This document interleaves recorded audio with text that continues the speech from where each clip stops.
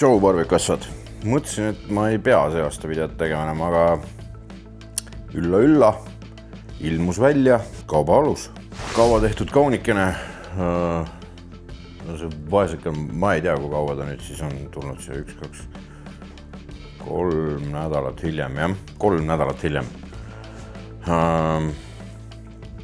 Aga siin ta on ja kiirelt ütlen ära, mis siin peal on siis Gospel, mis oli otsas praegu, on nüüd siin aluse peal mõlemad Dirty Birdid, nii hot kui ka tavaline, siis Hot Sauce Killer Hawksi oma, SPG, Kosmos Kuu oma, väga oluline raab. Teine asi, Raspberry Chipotle pudelis on ka nüüd jälle olemas. Üks asi, mida mõnda aega ei olnud, siis Angus & Oinki seasüst, et seasüstid olid otsas praegu.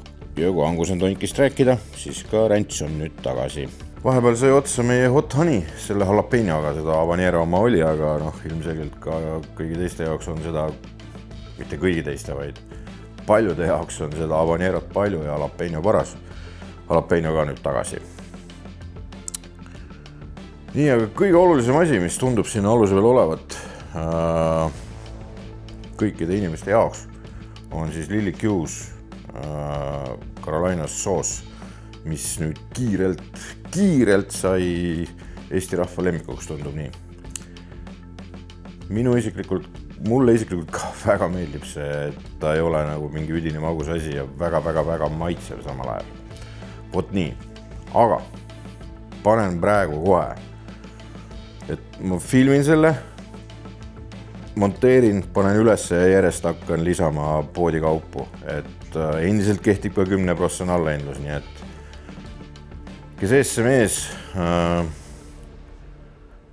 kui täna tuleb piisavalt tellimusi, siis ma homme veel saadan, mis tähendab seda, et üle homme hommikul võiks need olla sul kuskil kastis või siis tuled siit läbi. Vot nii, aga ma nüüd hakkan üles panema neid. Tšau!